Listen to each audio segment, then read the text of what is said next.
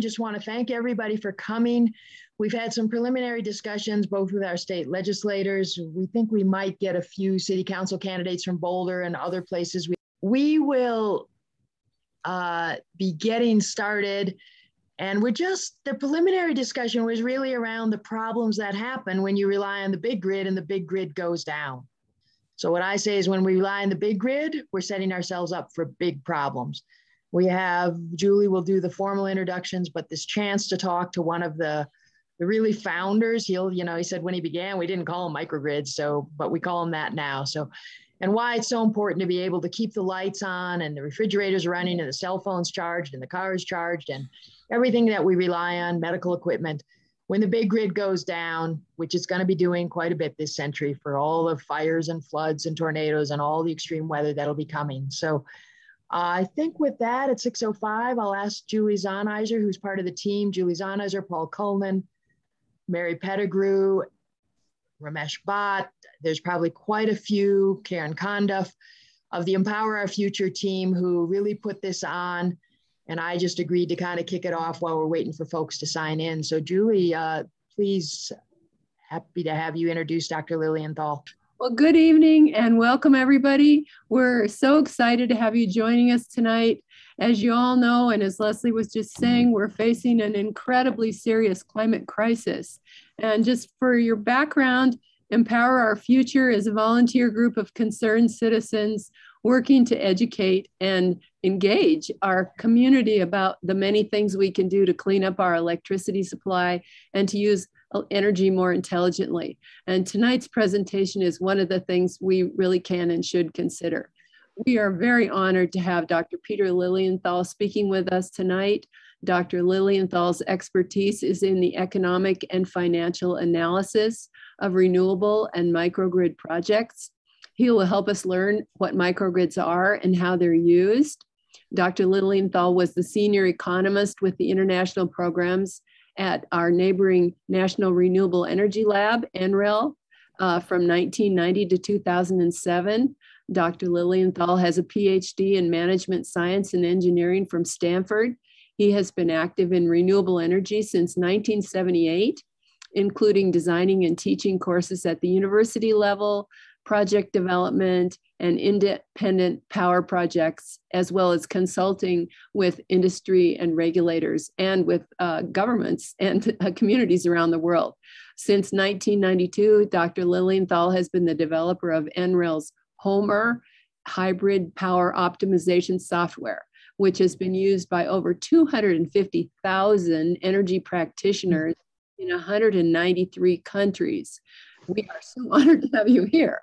And you in the audience will be interested to know the city of Boulder used the Homer software model in electric resource planning for our city as part of its process to analyze the economic feasibility and of increasing levels of renewable energy in a potential Boulder municipal utility. Thank you all for joining us tonight. And Dr. Lilienthal, thank you for being here. And we look forward to hearing what you have to say. Thank you. Well, thank you, Julie, and thank you, Leslie, for introducing me. I want to thank you all for joining. I love talking about this topic. But first, let me just give a little bit of background, even though Julie teed it up pretty well. But so, I've actually been doing distributed generation since the 70s. But I can't say I had a lot of traction back then. So I went to grad school. But when I got out of grad school, I joined NREL. And in 92, and as a response to the Earth Summit in Rio, NREL created the Village Power Program. Really great program. And that's what sort of kicked this off. And we realized we needed a model to help us understand how renewable power could, the original market was how it could help rural areas in developing countries where there was no power at all. So it was a great program. I really enjoyed working on it. I dropped everything else I was doing to create Homer and to work on this program, which kind of died in the 2000s. But we've had continuously updated it. I won't go through the whole history. A little bit of that is on the right there. But by 2009, it was clear that there was going to be a commercial market here, and it was no longer a research project for a lab. It was time to spin off and create a private company where we could support our users, et cetera. So we did that, grew the company, and just in December 2019, we were acquired by UL, better known as Underwriters Laboratory. So we went from being a little Boulder company with a big global footprint. We used to say that we used to turn the bumper sticker on its head. Instead of thinking global and acting local, we're thinking local, microgrids and distributed energy, but we're acting global. So most of our work was in developing countries back then.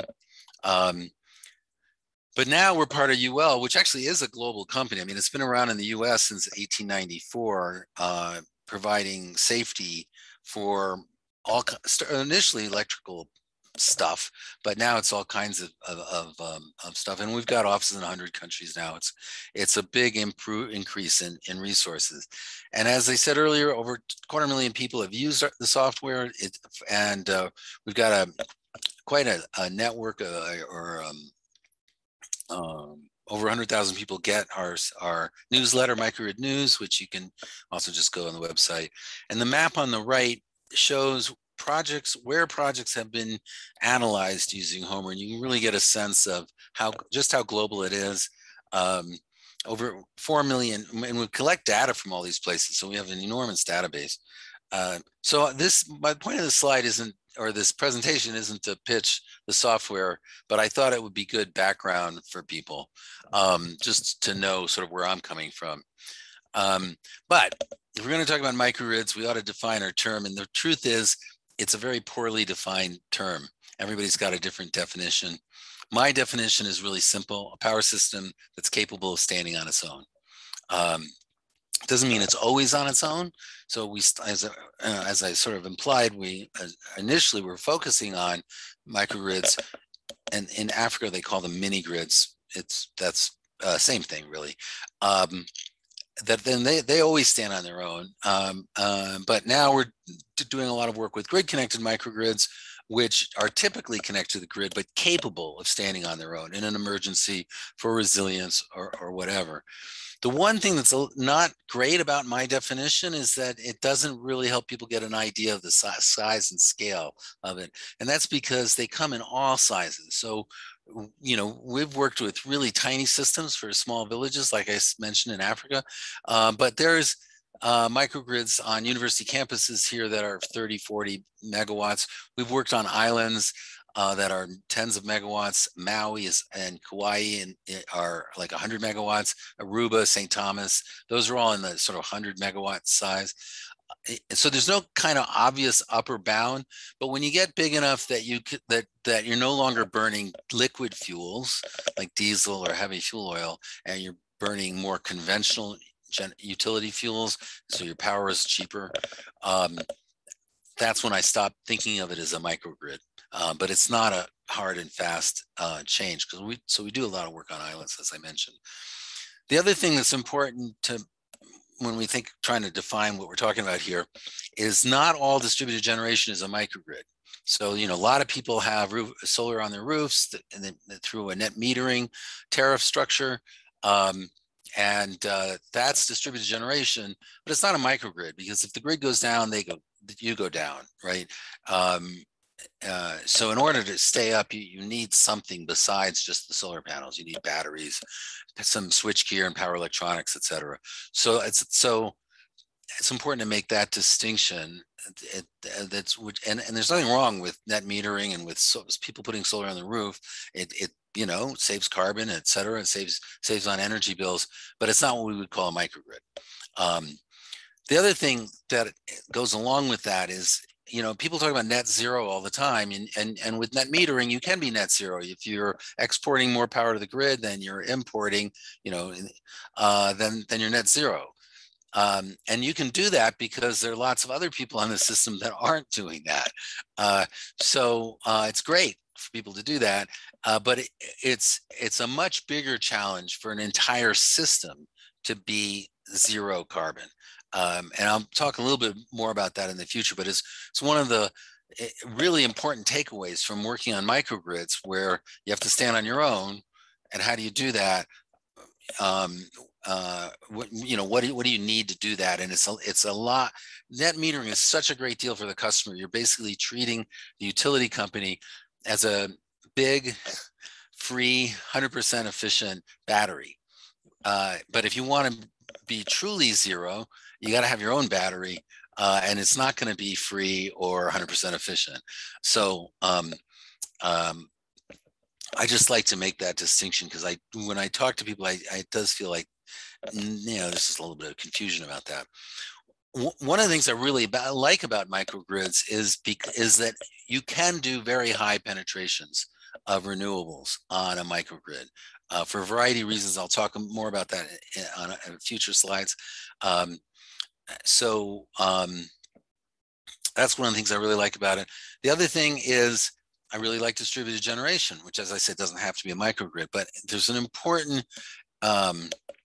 sort of debate going on about distributed power versus centralized power. And I think one of the New York Times article that's in the chat was a great, I think that's the right article. The New York Times had a great article about this this choice, and it's not a black and white choice. We actually are going to need both, but I think there's some real advantages to distributed power. It's more expensive. If you're going to put in solar panels, it is cheaper to do a great big one on some cheap land somewhere, and just, you can get economies of scale and purchasing and mobilization and the labor and the permitting, everything. There's no question that centralized is less expensive, but it's also less valuable, because it doesn't do anything for resilience. If you want reliability, you have to have the power on your side of the transmission and distribution system. You have to have the power where you're going to use it, because the vast majority of outages are caused by disturbances in the transmission and distribution system. And so nothing you do on the other side of the T&D system is going to help you in an outage. So for resilience, you have to have distributed power in a microgrid. And then there's all kinds of T&D issues, like I just mentioned. One of them, the vision of doing massive amounts of renewable energy using just centralized power, and there are people promoting that, envisions a really dramatic expansion of the transmission system, putting these big high voltage, high tension lines running across state lines. It's a big project to build those. It's very contentious politically. You have the NIMBY problem. There's lots of permitting issues. It takes forever. It takes a decade or more to site a new transmission line. So I'm not saying there won't be some of it, but it's just really tough to do. And I think that's a serious challenge. Peter, I'm going to interrupt you very briefly. T&D is transmission and distribution. Is that correct? Right. I hope I said that first, but yes, T&D is transmission and distribution. It's the wires, and transmission are the really big ones that are very high voltage. They can be anywhere from 60,000 volts to 1,000,000 volts. And the distribution are the wooden poles you see in your neighborhood. We're trying to put them underground, which is about 10 times as expensive, but it's much more resilient and better looking. So yes, that's what T&D is. And thanks for helping me clarify that. There's also congestion issues on the transmission and distribution system. So there are places where you really it's full, it's congested. So putting generation on the load side can reduce that congestion. I've oversimplified the issue dramatically, because there's a big issue for them is where to put the circuit breakers for, when there is a problem, you need to isolate the problem, send crews out there. That's another big issue. So this isn't a simple problem, but I'm not going to go into all the difficulties of it. But let me talk about high penetration microgrids for a minute. And what I think I can bring to the topic are these global lessons, because we've been working globally on this topic. And the first lesson we learned is how important flexibility is. So solar and wind are great, very inexpensive, obviously clean, zero carbon, et cetera. But we don't want to overlook the challenges associated with them because they do vary. And of course, the opponents will make a big deal about that, but you can't deny that they're variable. So to complement them, you need flexible resources. And storage is the most flexible resource. Nuclear is the least flexible. Coal is, slightly more flexible than nuclear, but it's still, those big plants want to run full out all the time. You can back down a coal plant. You can't really back down a nuclear plant. You can back down a coal plant somewhat. You're not saving, you save some fuel, not saving as much as you think. You're not saving anything on maintenance. You're actually probably making the emissions worse. But they have to do that to some extent. It creates thermal stresses, et cetera. The gas is much more flexible, and the turbine manufacturers are trying to make them even more flexible. But nothing beats batteries for flexibility. They can go from charge to discharge, full power charge to full power discharge in milliseconds. Typically, depends on how they're set up. But they are the most flexible, and that's what complements renewables the best. And storage is a huge topic. The graph on the right shows how some price reductions on the green dots or triangles are what's happened with photovoltaics over the years. And it's worth noting that the y-axis there is a logarithmic axis. So that's an exponential decline.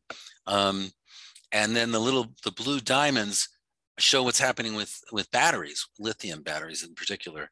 And it doesn't have quite the length of track record, but it's following the same path of dramatic cost reductions, and it is really dramatic, and it's not over yet.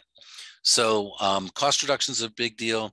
Another lessons that we've learned is the importance of control and communications to power electronics, right? So conventional generation just used sort of old-fashioned synchronous generators, and they work fine as long as you've got something rotating them.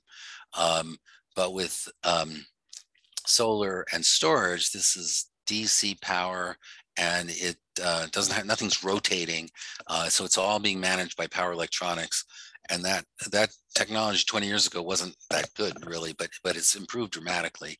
Load management makes all the difference in the world in terms of this flexibility that I was talking about. Monitoring, learned a lot of lessons about monitoring. And the supply chain, one of the biggest challenges in places like Africa especially, is the supply chain isn't fully developed. And when we look at what's caused a lot of the cost reductions, a lot of it's technology improvement, and a lot of it is just maturation of the supply chain. So there's some sort of non-sexy parts to this that really make a difference. So those are some of the lessons we've learned. So on this topic of 100% of high penetrations, this is also a bit controversial, I suppose, but people are talking about 100% renewable, and we have seen 100% renewable microgrids. They rely heavily on load management, and they're typically very, very small microgrids where it's a lot easier to be flexible about when you use power. But we're not even close to that on a national level. We've got utility companies that are bragging about getting to 20%, and we've got other utilities that have barely started, right? So getting to 20%, I probably shouldn't call it a challenge. It's actually totally cost effective today. You don't need to modify anything. It's funny, in the early days, back in the 90s at NREL, when nobody was doing, it was all research, and we're trying to talk the utilities into doing stuff, and they'd say, well, okay, maybe we could do 5%, because the variability is the problem. So we blew past that. Oh, maybe we can do 10%. Well, actually 20% is totally doable, and there's lots of examples of it. This is on an annual basis. So if you're doing 20% on an annual basis, that means there's times like, in the spring when the loads are low but the winds are high, for example, you're maybe at 100%, and this is happening now where they're having to curtail the renewables because they're to get to 20% means you're over 100% some of the time. So a little bit of curtailment you can is nobody wants to do it, but if it's not very much, so that's sort of okay. But that's what limits you if you don't want to modify anything. What we have shown with microgrids is you can get to 50% relatively easily. You do need storage. You don't need huge amounts of storage. 2 to 4 hours is plenty to get to, say, 50%. And today, with the cost of storage, this is cost effective in most places, but it does involve changing the way you operate a system. And change is hard, but it's doable. And big organizations, the bigger you are, the harder it is to change. And we're living that, going from a company of 18 people to 14,000 people. Lots of resources, big improvement in a lot of ways, but things don't change as quickly.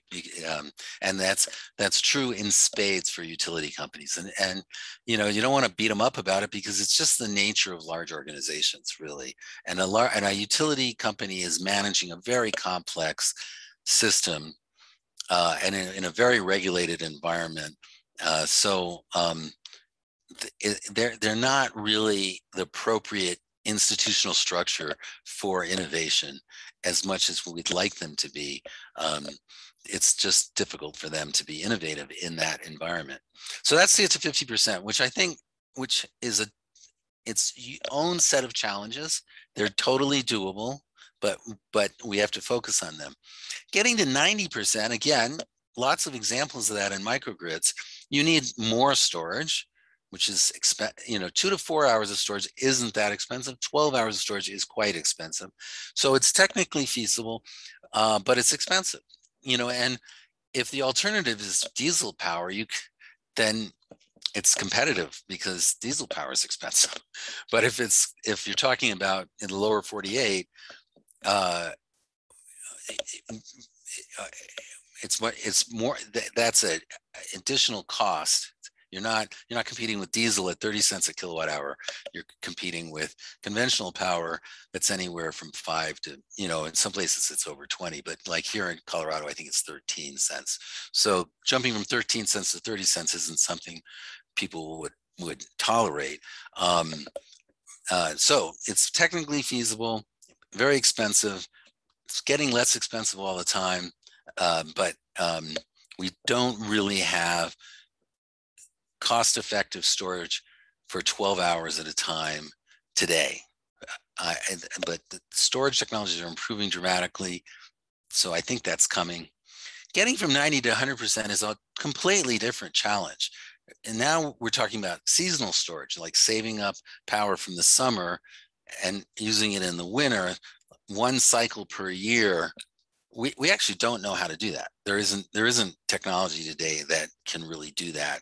I'm not too worried about that, because it's going to take us time. And I hate to say it, I would love to make this happen really fast, but it's frankly is going to take time to get to 50% to 90%. And who knows what technology is going to get, where that world is going to be by the time we need that. So it's a good research topic, but I'm not going to prognosticate on how we're going to do it, because I think the technology is, and just the world in general, is going to be a lot different by the time we get to that point. I'm more focused on what do we do now? How do we get to 50%? Because we're not there yet, and microgrids can show some of the way. So let me show some examples, and I'll start with where we started with, were the really small systems, village power, the billion people with no power. Microgrids are the best way that most of them are going to get quality power, 24-hour, what we think of as access to electric power. Right now, a lot of them are getting it through really tiny solar lanterns, little solar home systems that are, a single panel with a single car battery often. That's fine for LED lighting, cell phone charging, maybe a fan, maybe a radio, a slightly large one, maybe a TV. But if you want 24-hour AC power for productive uses, economic development, commercial activities, grain grinding and other productive uses. Microgrids are the way to do it, and it's really beginning to happen now. It's a huge task to electrify 1 billion people, but it's our focus, and that's sort of a picture of sort of an example of one.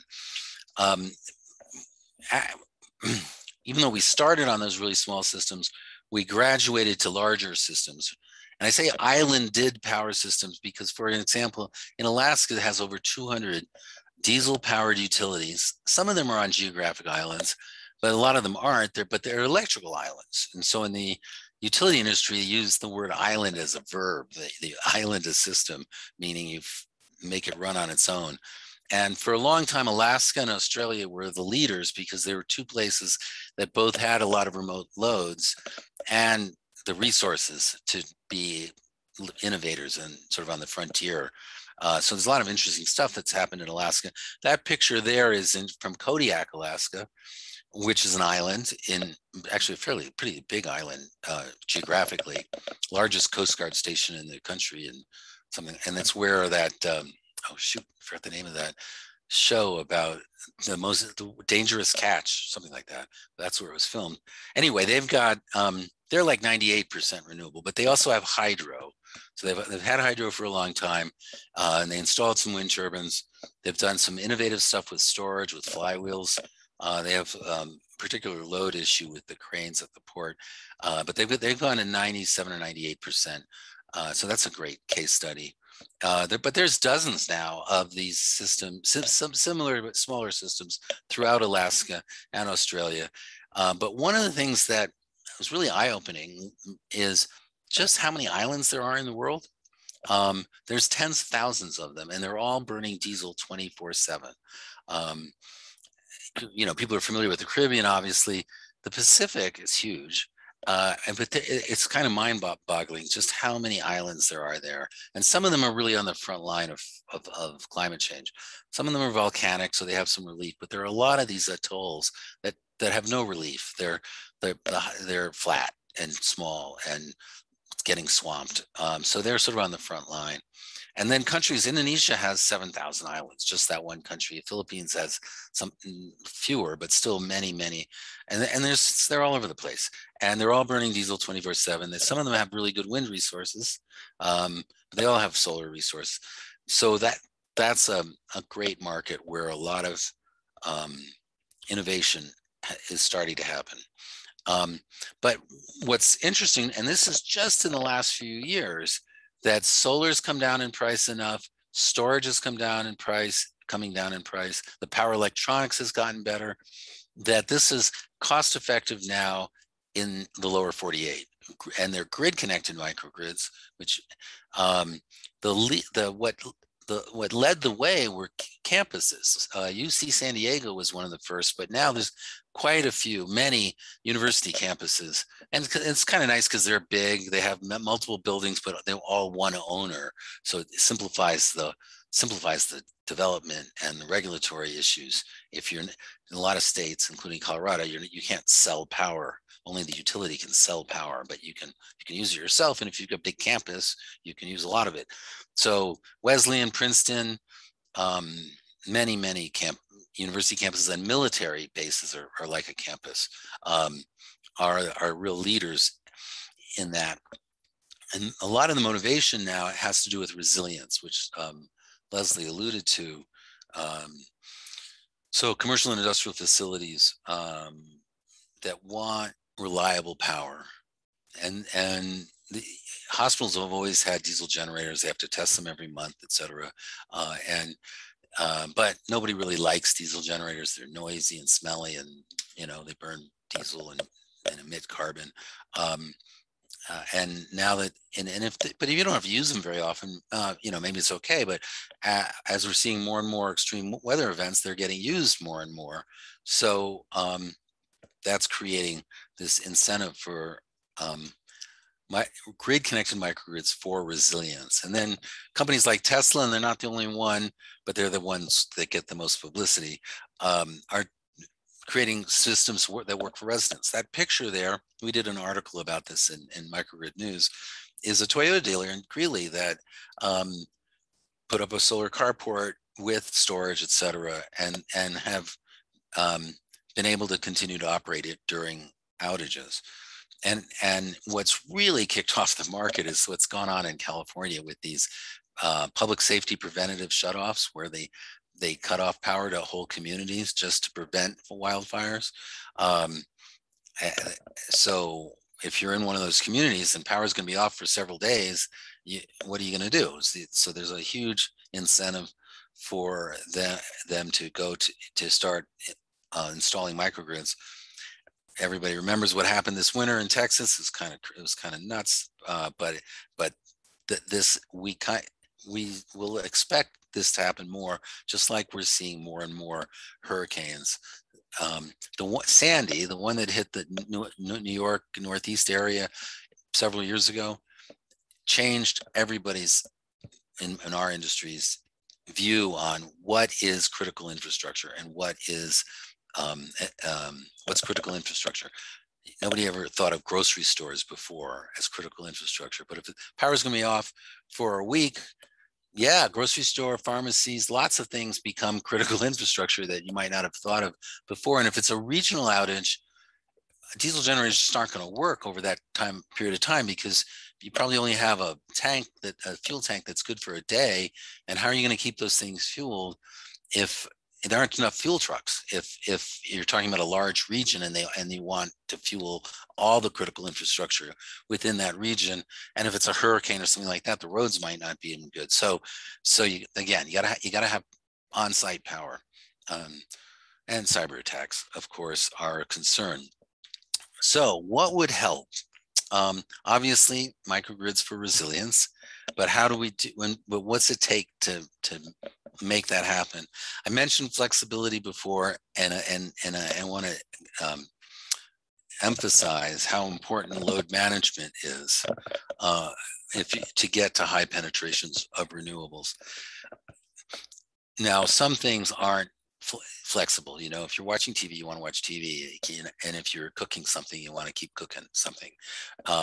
Fortunately, a lot of things like TVs and lights don't use a lot of power, but your thermal applications, your air conditioning, uses a huge amount of power. Water heating, pumping, those things where you can store what you're producing, and then you don't need to store the electricity. That helps enormously. So for air conditioning, you overcool the building a little bit when power is cheap and available, and then you let the thermostat setting rise during an outage somewhat. It is the kind of flexibility that I'm talking about. A lot of discussion about beneficial electrification, taking applications that used to be fuel fired, like water heating, for example, and using heat pumps for that. And electrical vehicles are the biggest example of that. And they are also one of the most flexible loads because they've got storage. It's like storage on wheels, right? So electric vehicles are going to change the utility industry in a big way, and properly managed, it could be a very beneficial way. Lots more kilowatt hours, so that's good for them. But they're flexible kilowatt hours if properly controlled. So that helps with the integration of renewables if they're controlled properly. And we don't have enough electric vehicles on the grid at the moment but people are thinking about this, and it's totally doable. Just a communication and control issue, and that technology is mature. It hasn't been widely adopted yet, but I have no doubt that it will be. So these are the changes that are coming, and I think microgrids are kind of one of the linchpins for this future renewable, the future of renewables. So that's what I have prepared, and I'll stop there, and happy to answer questions. I see Representative Burnett in the chat, Paul. Oh, yes. What are the barriers to deploying microgrids in Colorado, especially rural Colorado? I'm thinking and I'm sorry, I hit the button. I'm thinking that some of it's education, and the rural utilities need to think a little bit differently. So Yeah, well, it's education in general, because it's a new concept, and it's true that smaller utilities like the rural co-ops, they don't have the resources. They're not cutting edge. They've never viewed themselves as cutting edge. They're not really, they don't have, the big utilities have research staffs, which the small utilities don't have. So, and also for a long time, and you might probably know this better than I do actually, but they were exempt from the renewable portfolio standards. I think that's changed. So they've been, it's absolutely true that the level of renewables among co-ops is less than among investor-owned utilities. And we just need to get out there and talking to them. And I was talking to an industrial facility in a rural part of Colorado, and a very smart guy who really wanted to do stuff. But I think he's kind of unusual. But if they will respond to their members and their customers. Somebody's asking, is there an optimum size for microgrids? Well, no, there really isn't. I mean, it's how much power do you need at that site? And so they come in all different sizes, and it's very site specific in terms of what they should look like. It is true, the larger they are, the less expensive they're going to be. But there's site limitations sometimes, and it's just very site specific. That's why we have the software to help people figure out, at my site, what do I do? Steve Douglas, why don't you unmute yourself, ask your question. Thank you. I had a question. I'm in a rural utility company, and they're at about 100,000 meters right now. And I've been going to meetings that are talking about microgrids, not to this extent, but they also said they would like to venture into micro or mini nuclear power plants. And I think that's what they would use to power their, this source of energy to put to the grid. And so I don't think that's a really good way to go, but that's in talks. So I know you talk about, just thinking on a bigger scale. So what do you think about something like that? So solar and storage is here today, mature technology. It's getting better, but it's deployable now. This modular nuclear, who knows? It's not available. It's not. I won't say that it's impossible, but I will say I'm kind of skeptical because the nuclear industry's been promoting stuff for decades, and they've never lived up to their promise. The modular stuff sounds like it might be better, but it's not ready. It's not, who knows when it'll be ready. There's a whole lot. Technology proponents will always talk about how great their technology is, but can you buy one? Fusion has been just around the corner now for 40, 50 years, right? And there's other technologies like that too, where it sounds good, but it's not available, and I don't know when it will be available. So I wouldn't hold my breath for that. I think a lot of that is a delaying tactic. They go, oh, well, let's not do anything now because this next big thing is coming and it's going to be better. And so let's just wait for that. And who knows how long you're going to, if you wait, maybe forever. So I'm very cynical about things that sound like delaying tactics because we have to do stuff now. So do you think nuclear energy is safe?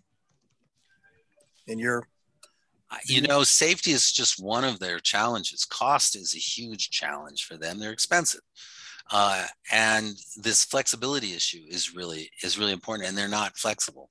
So safety, if you're willing to spend enough money, you could probably make them safe enough, but can you make them safe and cost effective? Because there's a tension between the two things.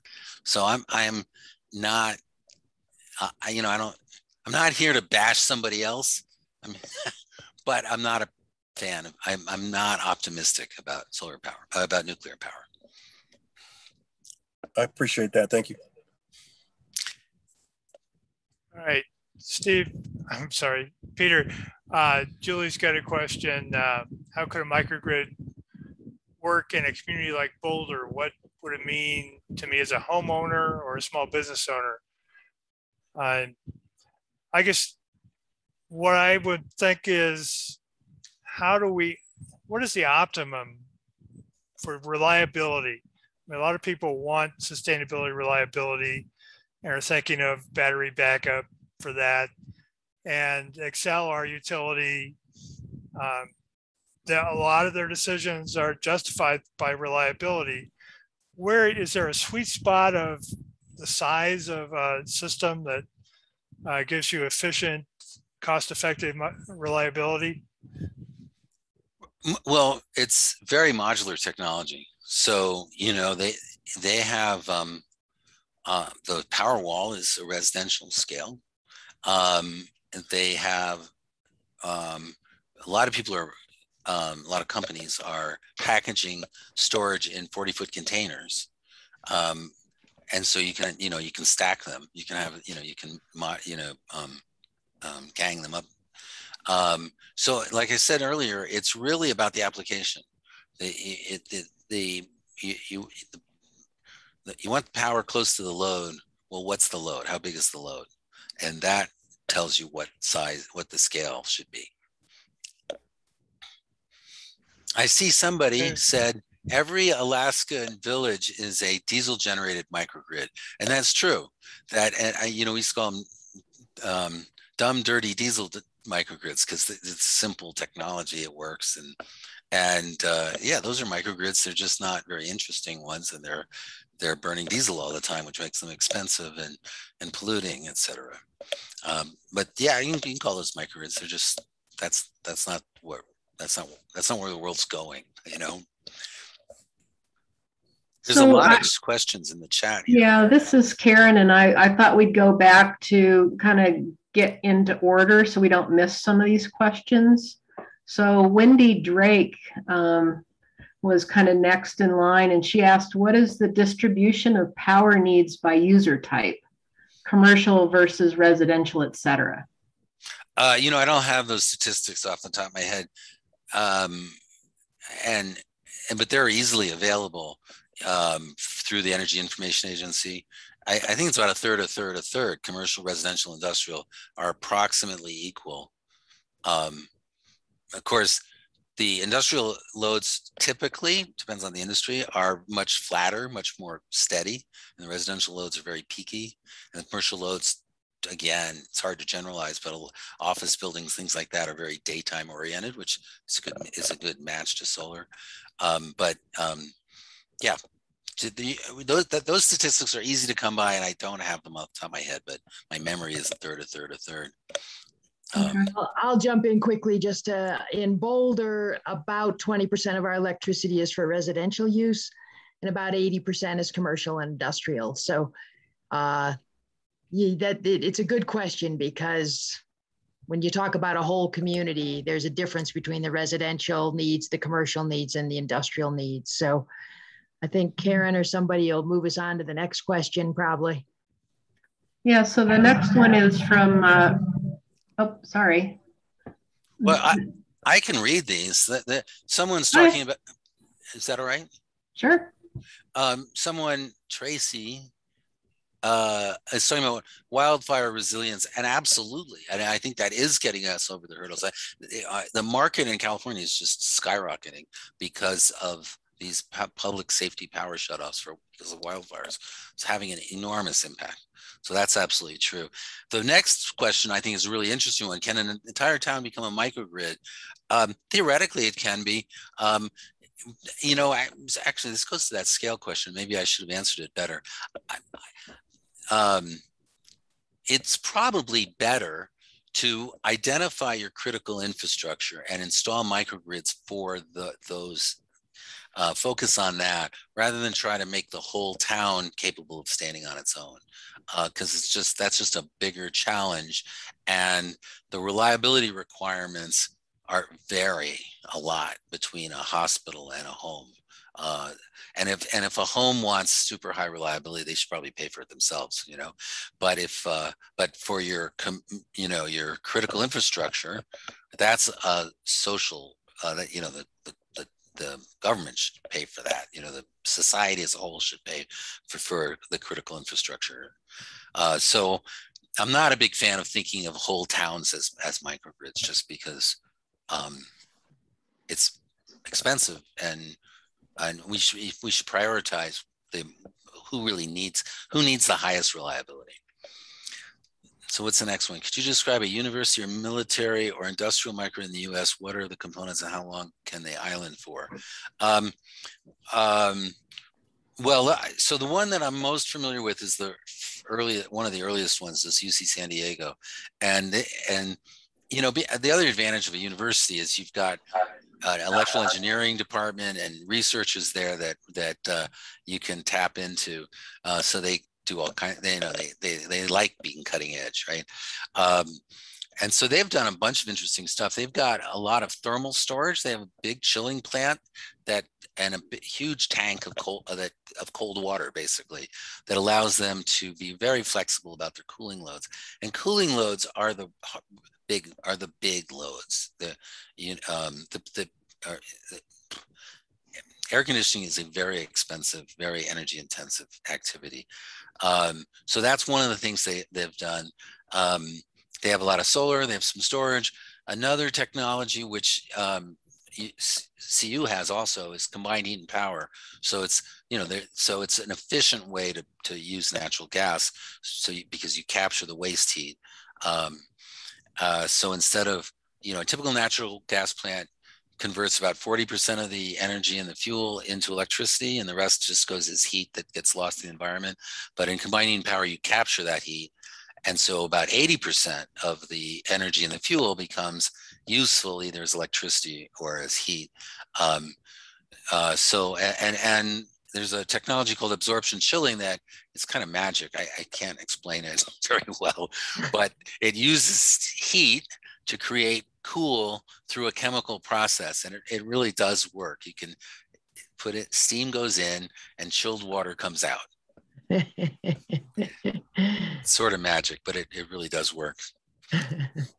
So what's the next one? Oh, the Edie's comment about Alaska diesel, which is absolutely true. Right. Let's see. How do we get more renewable rooftop solar instead of expensive boondoggle transmission line spending by utilities? We promote microgrids. That's how we do it. Microgrids are the answer. Well, not just microgrids, distributed renewables. It's just that as the renewable penetration increases, more and more it's got to be tied with solar, with storage. So then it might as well be a microgrid. So yeah, this is how you do it. What we were talking about here. Here's a long question. Can you speak to why we are not focused on market-ready solutions at the load side for industrial commercial customers with solar battery generator with ability to self-produce and consume their own power? We are talking about this. Can you speak to why we are not focused on that? Well, I'm focused on it. Using grid for supplemental, yeah. We just need to get the word out. I'm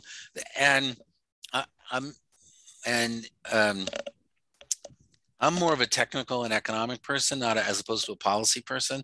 I'm going to start focusing more and more on policy, I think. So there's policy issues involved. I mentioned this one about only utilities can sell power to their neighbor. So you can't sell power to your neighbor. Only the utilities can do that. And one of the challenges is that it varies from state to state. Every state's a little different in terms of the regulatory structure. Every utility is a little different in terms of their requirements. We've just joined a new trade association called Think Microgrid, based here in Colorado. And I think I saw Cameron Brooks is watching. I think I saw his name here. He's leading this initiative. I'm just looking to see if I still see his name or not. But I saw he was registered. So he's based here in Boulder. You know, Boulder really is a leader in all this stuff in many ways. I mean, Homer is here, but Cameron's Think Microgrids is based here. There's quite a few cutting edge distributed generation renewable companies based here in Boulder. Anyway, this Think Microgrid is brand new, and their whole mission is policy at the state and national level, and they're just getting started. So hopefully we'll see more of that. Let's see. So how can we translate to where we need to go from diesel microgrids to community renewable microgrids? How can we translate to where? Well, we see it happening. I mean, the piece of it that we're doing is providing software to help people understand what a community renewable microgrid would look like, and it's very site specific. So it's not cookie cutter, one size fits all, which is unfortunate. If it were that way, you know, we could mass produce them and it would be done, like the Model T, you know, or something. But we need to get people out there understanding it, what it takes. We need the supply chain up. So there are companies now gearing up to build and support and finance these microgrids, but we need to develop that supply chain. Lafayette is in Excel territory. What sort of legislation would you need to allow the city to convert a municipal facility to a microgrid as a community refuge if the grid goes down? Can't this be done today without changes in the law? Yes, I believe it can be done today. You'd need the city behind it. And if you're just trying to power that one municipal facility, you can do it. You know, there's a design process. It's not like going to the store and buying something. You have to have some engineers come do an audit, figure out where you're going to put stuff, what big it needs to be, and then you need to go and find suppliers. And it's not nearly as complicated as building a big utility plant. It can be done pretty quickly, and we have suppliers here in Colorado. So there's nothing stopping and that's why one of the reasons I like microgrids. To do one facility, no problem.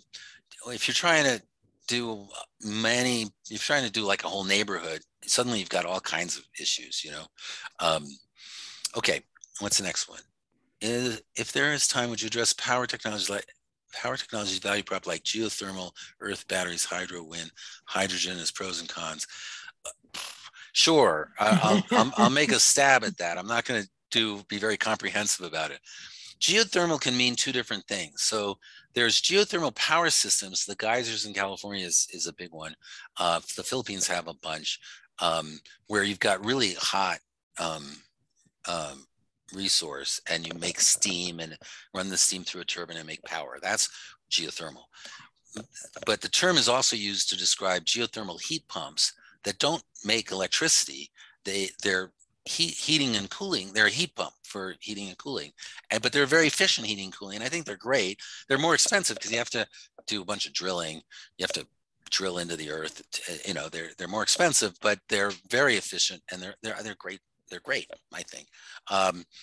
Earth batteries, not sure what that means actually, so I'm going to skip that one. Hydro is great, but we've kind of tapped out large hydro in the U.S. And it has environmental issues. You're damming streams and affecting stream flows and fishes and flooding, you know, the valleys, and it's definitely renewable, you know, carbon free and flexible, typically, but it has its own set of issues. Wind is great. It's not typically it's not a distributed technology, and people will argue with me about that. And there's a whole distributed wind energy association, and there are some suppliers. It's more complicated than solar. It's more sensitive to the resource than solar is.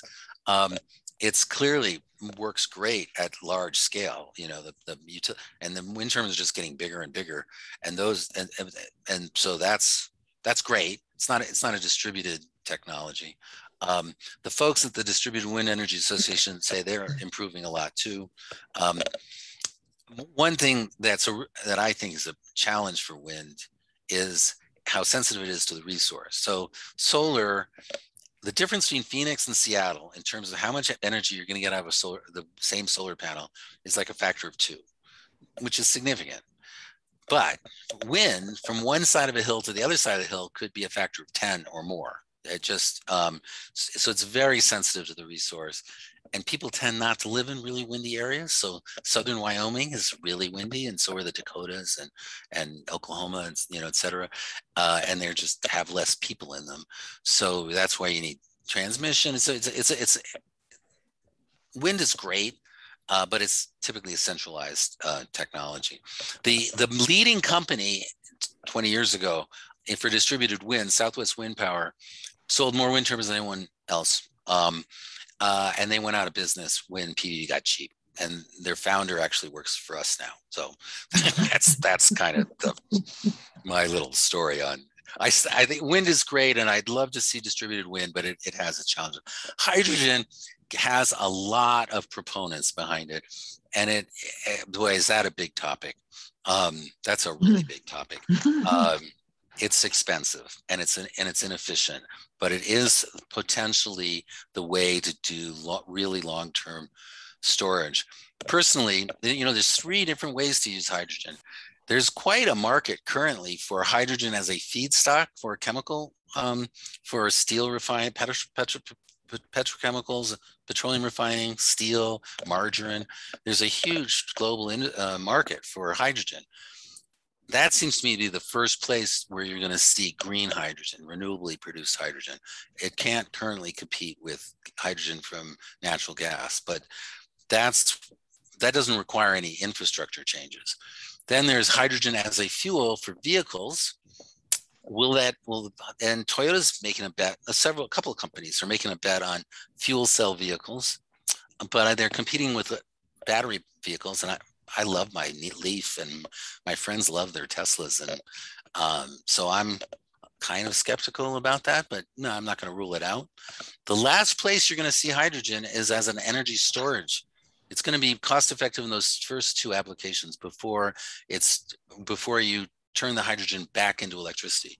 Because by the time because you need an electrolyzer, which is 70% efficient, so you got losses there, and then you have to compress it or store it somehow. And then a fuel cell is 60% efficient. So if you multiply all those efficiencies together, you're down to about 40% efficient. In other words, it's just not efficient. But if you have lots of free excess renewables that are just excess because the grid, in the middle of the day and you can't use it, but then are you just using that electrolyzer for a few hours a day? Is that it? The economics of hydrogen is challenging, but it could be the way to do the long-term storage that we need to get from 90% to 100%. We're not there yet, so who knows? By the time we get there, maybe. So I used to be really skeptical. I'm still skeptical, but less skeptical than I used to be. Put it that way. What's next? Following the California fire season last year, what is PG&E doing to get microgrids going? Is PG&E on board with microgrids? Would they possibly be the pilot project for large scale? We're talking with PG&E, and I'm sorry, I don't remember exactly where that stands now. Whether they are looking at microgrids, and it makes sense. If I was a utility, I would want to own everything because you make money on what you own. So microgrids are happening there, and they recognize that, and they're but if somebody else installs it, it reduces their revenue. If they install it, it increases their rate base and their profits. So yeah, I think they're looking at it again. The big utility that's got some financial challenges, et cetera. So yeah, we'll see. Can you give some examples of possible microgrid applications in Boulder? How could microgrids work in light industrial or neighborhoods?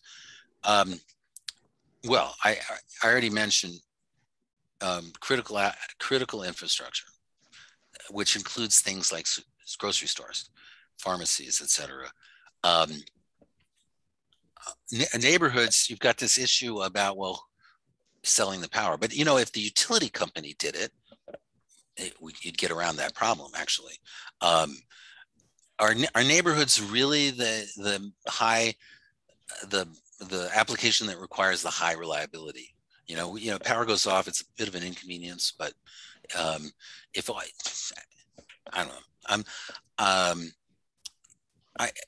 what Boulder should do is figure out what really is the critical infrastructure that needs to be backed up. Not just Boulder, any town, everywhere should really prioritize where is reliability most important. That's my opinion. I joined late, and I know if everybody, who wrote that? Well, that's great. Somebody's promoting our website. Thank you. Microgrids dated back to 1882. Well, that's a good point. Actually, in the beginning, there was nothing but microgrids. And sometimes I have a picture of the Pearl Street station, Thomas Edison's power system in downtown New York. And actually, one of the very first microgrids, the first, first of Telluride, Colorado, was the first, I think, AC distribution system. Yeah, because the Edison's thing in New York was DC. I think it's Telluride. Yeah, I think that's the first AC utility in the world was in Telluride. Although there's someplace in Germany might argue about that. But when you're using thermal, like coal power or coal-fired generation, there's real economies of scale. A big coal plant is much more efficient than a small. In fact, you can't even really do a small coal plant. So the utility industry, from the beginning until very recently, was all about bigger is better, and for good reason, really, just economies of scale with those technologies. So it's all about bigger is better. Let's interconnect everything, so then you could do even bigger stuff, and that's what brought prices down, and it made great sense until recently. So yeah, I heard a presentation from the Coalition for Community Solar Access, which claimed that the lower cost grid is a combination of utility grade and microgrids, because you avoid transmission loss over long distance, as well as microgrids lower the peak demands, so the utilities not have to buy on the spot market to meet the peak demand. Absolutely, I totally agree that it's not either or. We're going to have both. We don't want to cut if you're connected there. Some people will think, oh, I hate the utility company, I wish I could just go off grid, cut the wire. I think that's a bad idea, frankly, for a whole lot of reasons. The utilities providing low cost power, it's lots of critical infrastructure. We've been showing what would it take to do that, and it's expensive. And if you're on an island, you don't have any choice. And they're used to they have to pay high prices for electricity. But it's the grid is really valuable infrastructure, so I wouldn't throw it away. The problem with the transmission and distribution system is reliability and the cost of building new ones. The existing ones, they need maintenance, and there are some really long lines that are maybe should be abandoned. But that's that's a big topic in Australia, actually, because they really do have a lot of long lines going out to one ranch way out in the middle of nowhere, and that's a little bit of an issue here in the West, but that's not a big issue. It's not really about the losses. The total transmission and distribution losses in the U.S. is something like 7 or 8%. So it's something. It's not nothing. But that's less than I think most people realize. There's lots of other issues about transmission and distribution. I don't think losses is the important one. It's the easiest to think about, probably. And in the developing world, they have a concept called non-technical losses. That's a euphemism for theft. So that's an issue, but not really here in the U.S. So what's next? That's really not a question. That's a political statement. This past legislation, we created a master meter operator capability.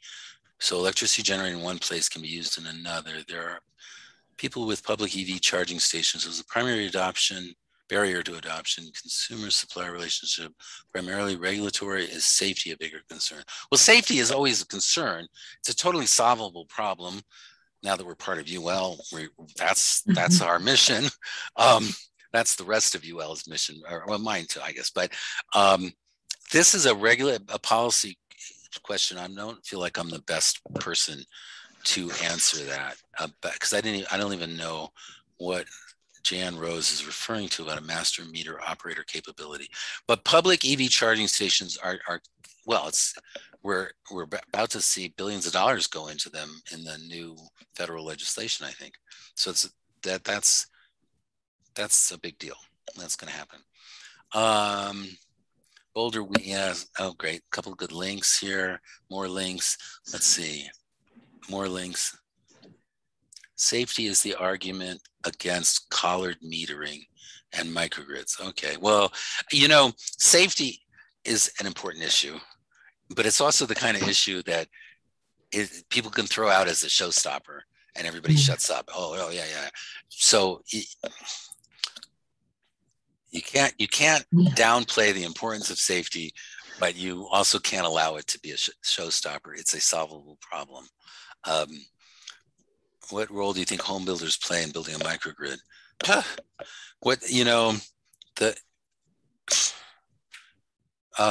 They have a huge role to play, especially in energy efficiency. It's a different topic, but an important topic, and efficient, and it's a topic that should go along with microgrids.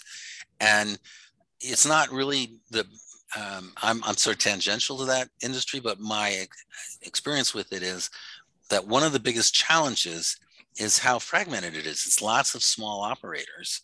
And so some of them have taken it to heart, but really trying to influence lots of small operators is just more difficult. And that's where standards can really play a role. And of course, they'll fight the standards because it makes their life more complicated. They have a huge role to play, but it's how do you influence them? I wish I had answers for everything, but Tracy says microgrids lower the peak demands. How does that work? Well, good question. Not a simple one, but that is a really good question. Lowering peak demands is part of what I was talking about flexible load management, and it involves communication and control. You have to know what are your peak demands and when are they, and what is it? Is it something that can be shifted? And then you have to know, you have to have the control to shift it and know when to shift it, et cetera. And it needs to be automated. You can't rely on people to pay attention to when the peaks are happening. I mentioned this rural industrial owner that I talked to. He actually was trying to do it manually. He was trying to shut down his equipment when he thought a peak would occur, and he wanted help figuring out how to do that.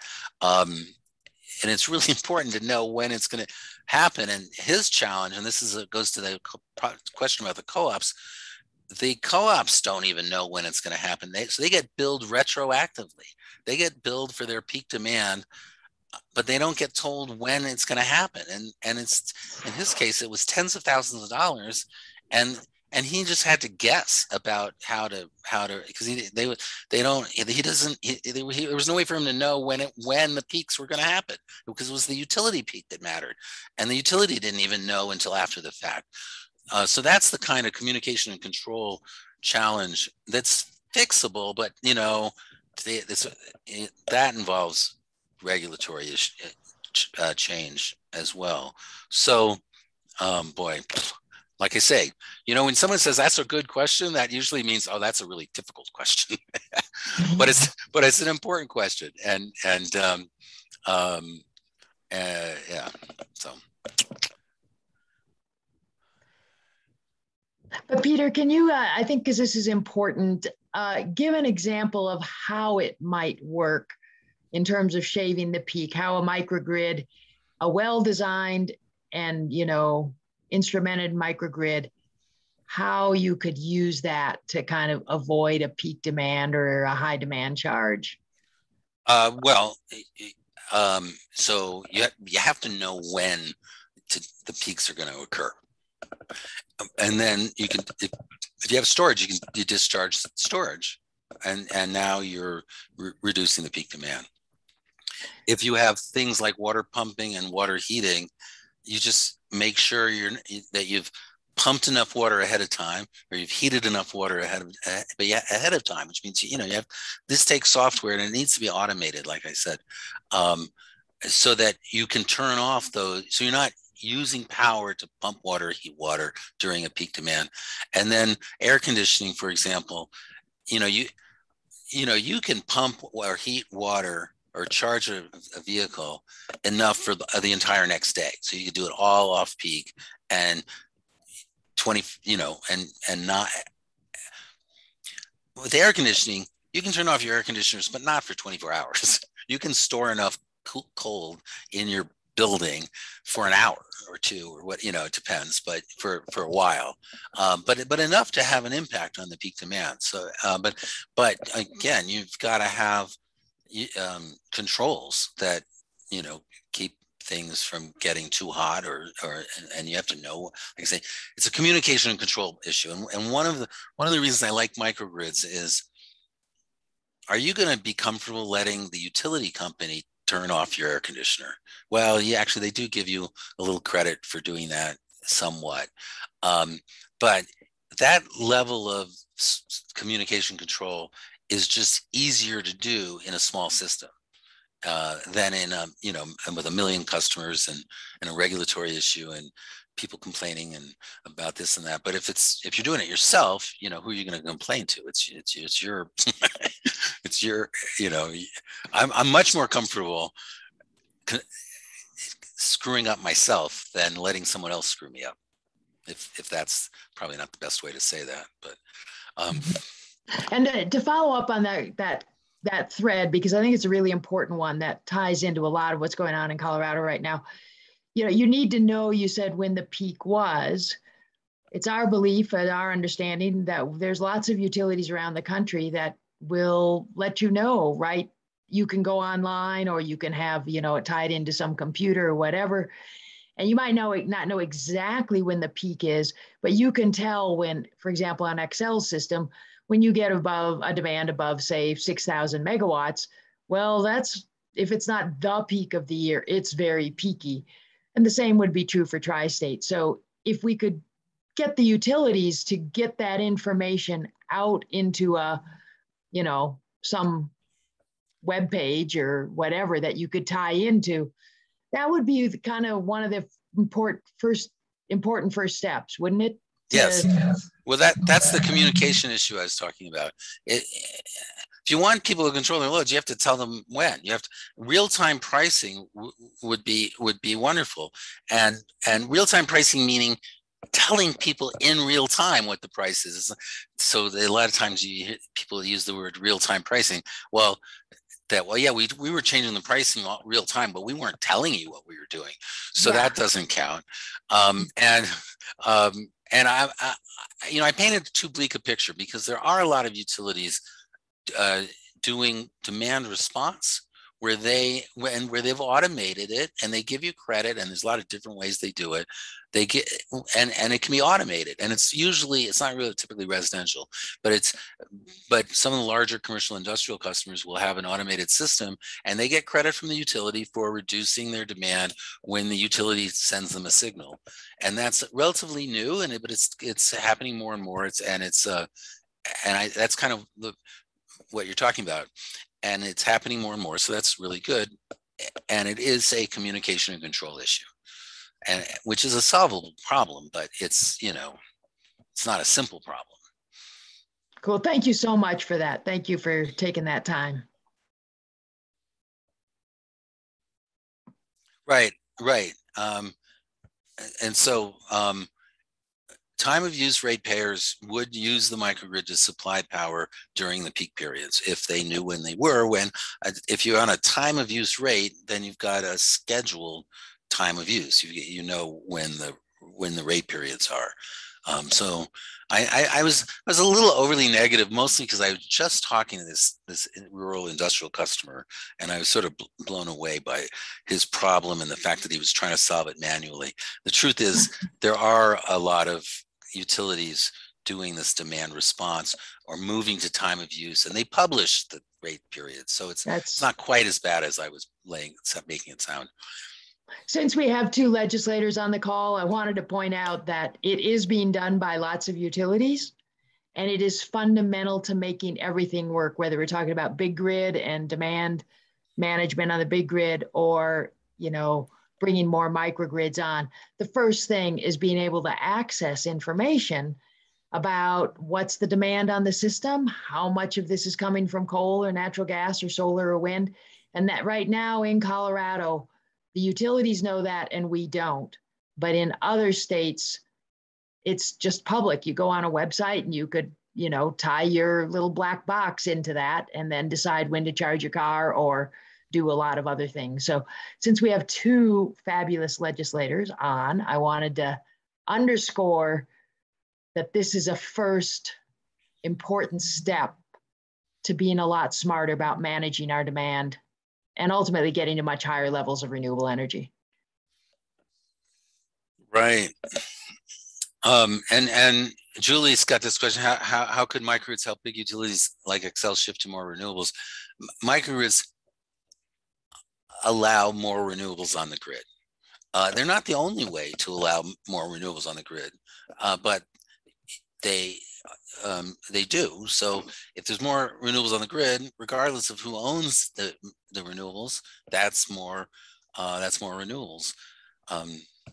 So microgrids definitely help, and it's because it's the ease of integrating storage in a microgrid. I mean, the utilities industry is starting to integrate storage at a larger scale as well. And so that's great. It doesn't help with resilience as much. Maybe if they put it at the substation level, it might. So there's just a lot happening, and it's not one solution. Demand reduction is very important, absolutely. And you know, things like LED lighting is huge, and new refrigerators are so much more efficient than old refrigerators. So this stuff's happening. It's good. How do I describe a microgrid to my constituents, and why they want to my constituents, and why they want to advocate for it? We need to break it down for energy consumers. Brutal trying to explain to my legislator colleagues and how it impacts their constituents. It's about resilience. You know, there's how do you talk about the benefits of renewables? You know, carbon reduction, et cetera. Less expensive now, actually. So that's one topic. That's not microgrids. Microgrids provide resilience because they insulate you from utility outages. I think Representative Hooten's getting to a really fundamental question, which is Americans are so used to relying on the big grid, they really have a hard time envisioning what it would look. What is this thing called the microgrid? So we'll work on that, Peter, because Representative Hooten's getting to the heart of the matter, which is, it's kind of like if we had never had a personal computer, you know, like back in 78 or 9, or, you know, like, oh, you're going to have these little things, you're going to carry them around, you're going to do all this computing, you're going to have software. You're like, huh? Who needs it, right? You know? And so helping people understand what they are and how they can be helpful is going to be an important task here, which is why pictures and stories are so important.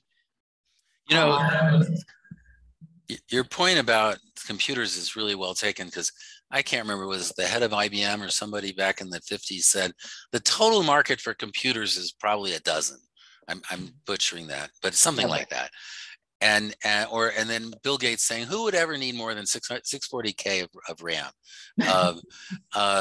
And I remember in high school, the head of the computer club, he was saying, you know, yeah, I want to have a computer in my basement. And, you know, some people have yachts, but I don't want a yacht. I want a computer.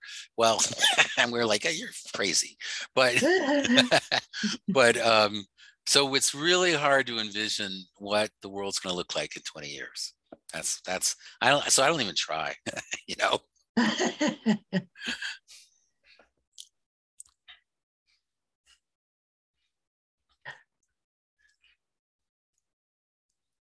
Somebody's asked, is there, Rick Casey, hi Rick, are there any current efforts to, to work on legislation to reduce these barriers? And the answer is yes, and the details are yet to be determined. Right. Right. And I'm so happy to be a founding member of this Think Microgrid trade association. That's all about, but we're just getting started. So stay tuned. Yeah. And I'm going to jump in and give Representative Hooten one more example. We've talked about a few, but Representative Hooten, perhaps you've talked to some of the city staff when we had the big flood in Boulder in 2013. And the water treatment plant was about to go down and they couldn't figure out how to get more diesel to it. So the city of Boulder without water is not gonna work. And we can't get diesel to the water treatment plant because we just had a flood that outdid anything we'd ever seen before. And so if the water treatment plant had been under Peter's guidance and had designed a microgrid that could be islanded and that didn't just depend on diesel. And now it's much more feasible than even 2011, 12, 13. Then we don't have to be, the city staff was sweating bullets and a whole lot of other bad things because they were going to have to evacuate the whole bloody city because without water, you just kind of don't function. So it's that ability to island and keep the power going when the big grid goes down because of a flood or a tornado or a fire or a polar vortex freezing event that freezes everything or whatever the deal is. So it's that we're trying to help people understand. And you're right, water treatment, I mentioned water pumping, but it's bigger than that. Sewage treatment, all kinds of water treatment are critical infrastructure. And I can't remember the example where the power went out and all this raw sewage went into, I don't remember, it's the Gulf of Mexico. I can't remember exactly but that'll happen. The power goes out, sewage treatment goes down, raw sewage is going somewhere. Yep. So that's critical infrastructure. And Representative Hooten is saying, yes, we'd love to comment, but I'm not able to access video or audio. And I don't know why that is. Something seems to have happened to Representative Hooten's system, but she's on board. And she says, we have to empower communities and neighborhoods to sustain themselves when the power goes out. Yeah, and it's medical equipment and cell phones and refrigerators and water treatment plants and, like universities, that's why they do it, because they have all that big technical equipment. So, but they've kind of built their own kind of little things so far for the most part, but we'll have to get city staff to talk. I've heard them talk about the water treatment issue during the 2013 flood, and it was a couple of years later, but they were still sweating about it. They were just like still reliving that incredible couple of days. So, trying to calculate the cost of an outage, it's not, we don't actually do that, but we talk to people who do. And it's so site specific and it's really tough but it's not impossible. If you're an industrial facility, how much product are you going to lose? Are you going to have to send staff home? What's it cost, or what's involved when the power comes back on? What do you have to do? And depending on the industrial process, you might have lost a lot of stuff that is unusable when that happens. So it's not a simple thing to figure out what the cost of an outage is, but people are really putting some thought into it, and it's big. It can be big. It's not just the ice cream in your freezer. Or your grandmother on medical equipment. Yeah, medical equipment. Absolutely. How do you value, like, oh, well, we just lost grandma or whoever, so how do you value that? Or your, husband, it doesn't have to be grandma. It can be anybody who's on medical equipment, your son or your kid or whatever. So it's a big, complex topic. Peter, you've been so generous with your time. Thank you so much. So many thanks to Peter and his team for pioneering this, and hang in there, because over the next 10 years, I kind of think we're going to have a lot of conversations about microgrids and this concept of, as Peter said, you can only have reliable power if you kind of have it in your where you need it. If you're relying on the transmission and distribution system, it's not going to be reliable. So, you know, that's going to become an increasingly important topic. And again, thanks to Peter, thanks to everybody who signed in tonight. Great. Good night, everybody. Yep. Thanks. Night. Bye. Thanks again, Peter. Great work. Appreciate it. Thank you, Thanks Peter. again to our legislators for Thank you so taking the much. time.